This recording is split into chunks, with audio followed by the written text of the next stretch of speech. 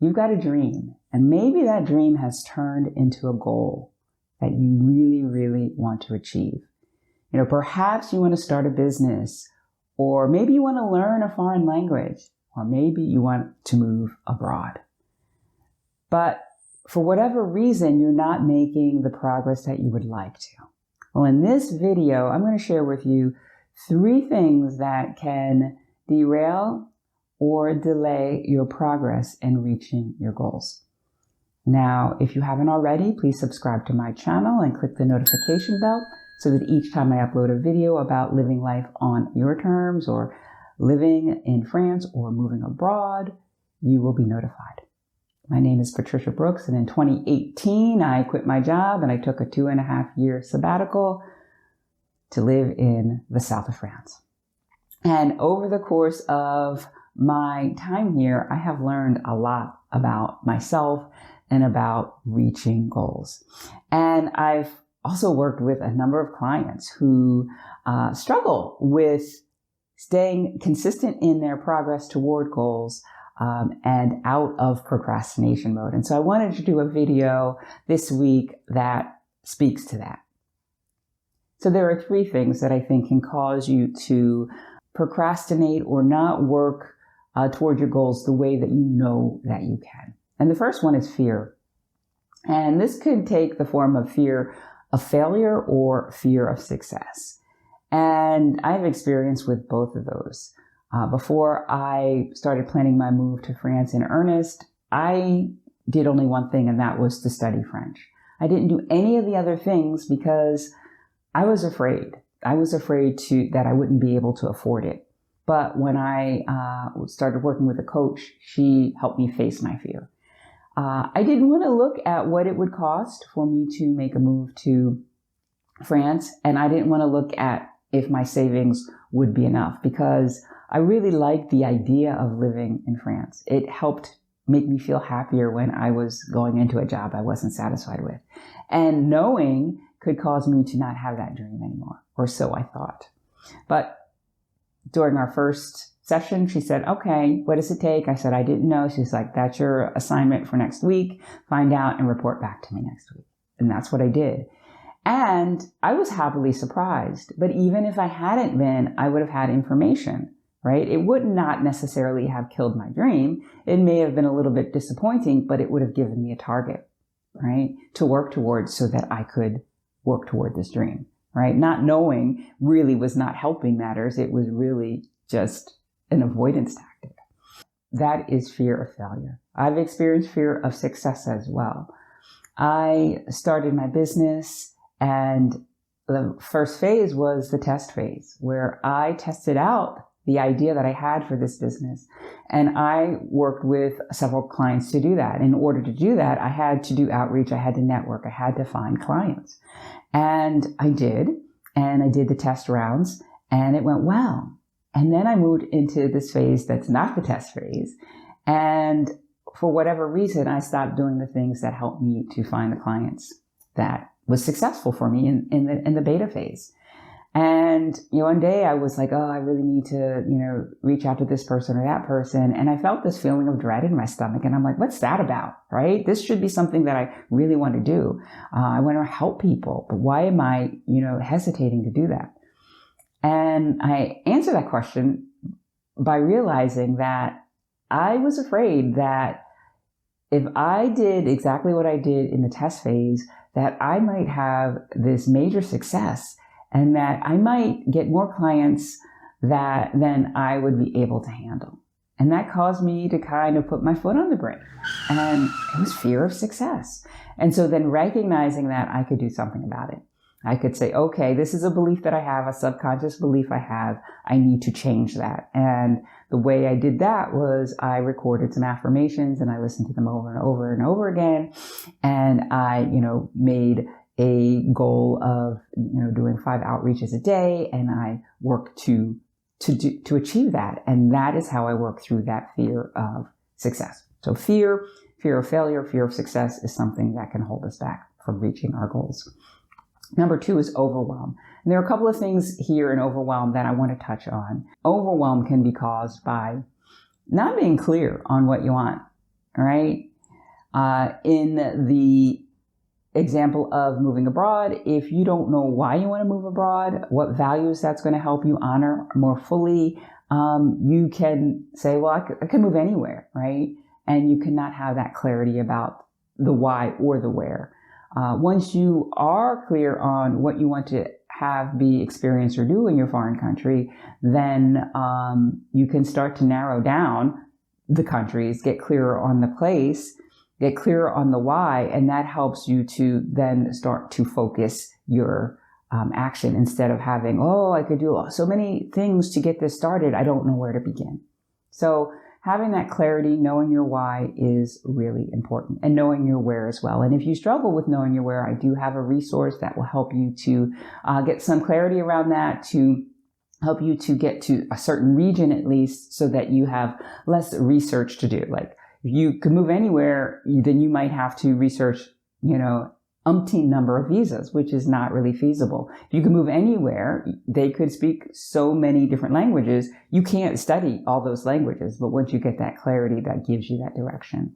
Overwhelm can also be created by, once you do have a little more clarity, then going to from, okay, well, what's my why, to how do I get there, right? How do I do this thing? And that is not really the next best question. The next best question is who? Who do I need to become to be the kind of person who, fill in the blank, what your goal is, right? Move abroad confidently and sustainably, right? Because if you've not done that thing before, you probably don't have that belief in yourself, or may not have the habits or the beliefs of that kind of person. And so for you to jump from, I want to do this thing, to, oh, how do I get a job in a foreign country? How do I start a business in a foreign country? It's going to be overwhelming, right? Because you can't see yourself doing that because you don't believe yourself to be the kind of person who does that. You don't have that self-identity yet. So working on the habits, the beliefs, gaining some skills of the kind of person who does the thing that you're going for will help you to move along, give you direction on what your next step should be, and not necessarily say, oh, well, if I'm going to move abroad, I need to have a job there, so my next step is to look for a job. And then that is an overwhelming thing because you aren't in that mindset. So to give you an example of this, I did a video recently on the 8 phases I went through to get from where I was living in Richmond, Virginia, and that being normal, to moving to France, and now living in France being normal for me. And in each of those 8 phases I went through, I had a different self-identity. I identified in a different way, which allowed me to then go further down the path to this normal state that I'm in. In my first couple of months here in France, I was elated that I had pulled it off, but I was also petrified that I wouldn't be able to sustain it. That was how I identified. So if I then said, okay, well, I'm here now, how do I start a business so that I can stay here? That would have been overwhelming. I didn't have the entrepreneurial mindset. I would have been overwhelmed, and it could have caused me to backslide and maybe even wind up back in the United States. So I was not in that frame of mind. I didn't have that self-identity. And to pursue that could have caused me more anxiety and stress and struggle, which I don't believe in. For me, struggle is not necessary. And when I say struggle means effort laced with negative emotion, right? Yes, there's going to be effort, but I don't have to have a negative emotion about it. And that's what I strive for, right? That's what I work toward, not having struggle in my life. So overwhelm can also be associated with impatience and not having confidence in yourself or in the process. Say, for example, you want to start a business and you've never started a business before. And so you maybe lack the belief in yourself to pull it off. And so you see something online to help you build a business and it looks pretty good. And so you invest in that and you start working on that and things seem to be going well, but they're not fast enough, right? You're in a hurry to make a profit. And so then you see something else online and that looks pretty interesting too to help you build your business. So you sign up for that and you start doing some of the things from that. You're doing some of the things from the first program and you're doing some of the things from the second program, right? And then you're going along and you're making some progress, but not as fast as you want, and you're impatient. Oh, well, maybe this thing over here is the thing that I need. And you sign up for that program. And so now you're doing a little bit from this program, a little bit from this program, and a little bit from this program. And it's a lot of work, and it's overwhelming, and you're getting some success, but you're not getting the success you want. And you're not really even sure what to change because you've got a mishmash of things going on.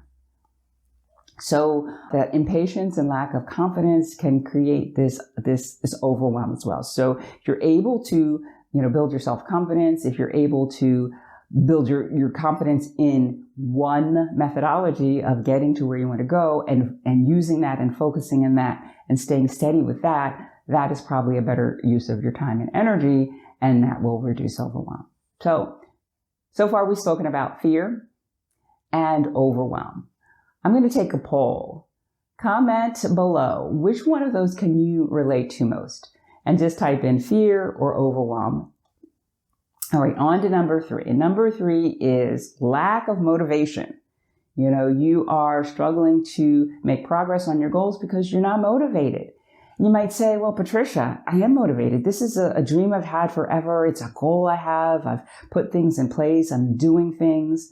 How can you say that maybe I'm struggling because I lack motivation? And this is an interesting one because this lack of motivation can stem from a few places as well. You can struggle with motivation because, well, in fact, this goal or dream that you have might not be yours, right? You may have been raised by a parent who wanted you to be a ballet dancer, right? And so you started taking ballet at a young age and you started practicing, and then you're in your teens and you're doing this thing that you really don't want to do. It was somebody else's goal, and maybe you self-sabotage. Maybe you stop going to practice, or whatever that thing is that causes you to not have the success that you want. And so that is one reason that you might not be motivated. Maybe it's not your goal. Maybe somebody else said you should do this, or maybe somebody suggested, oh, this would be a great idea. And you weren't really clear on your why or your values or how that would help you. And so you just went along with it. And then you wind up saying, oh, this is my goal. Why isn't this working? Another reason that you might lack motivation is that it may have really been your goal to do this thing, but situations and circumstances have changed.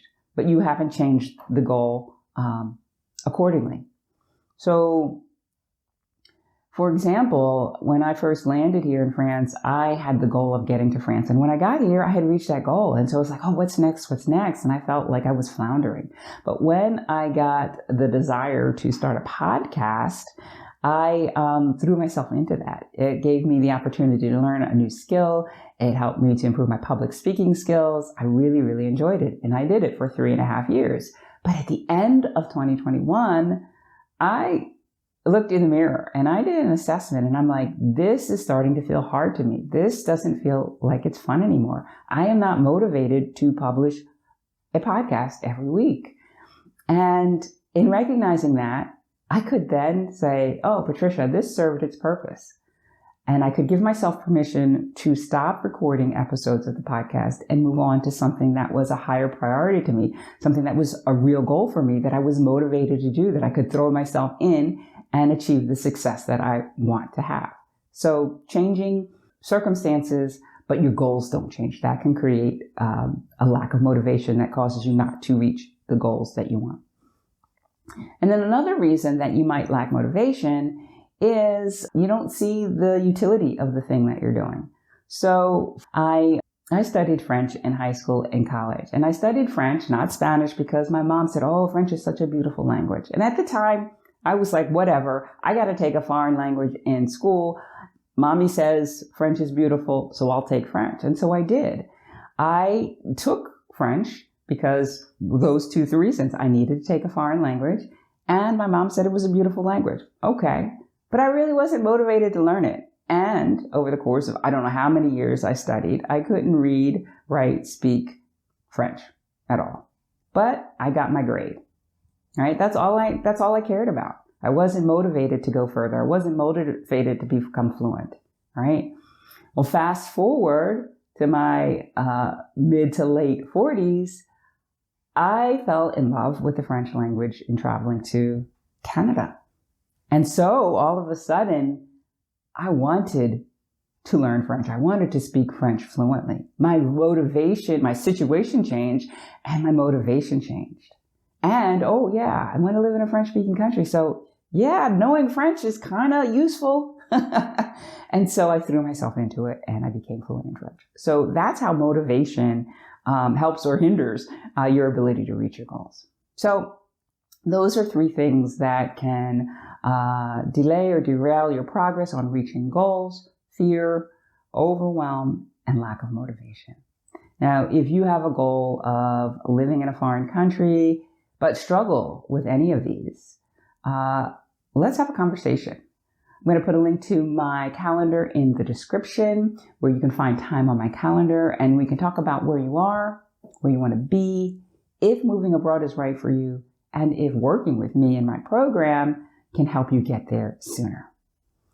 Now, if you found this video helpful, give it a thumbs up, share it, be sure to subscribe, and I will see you again next time. Bye for now.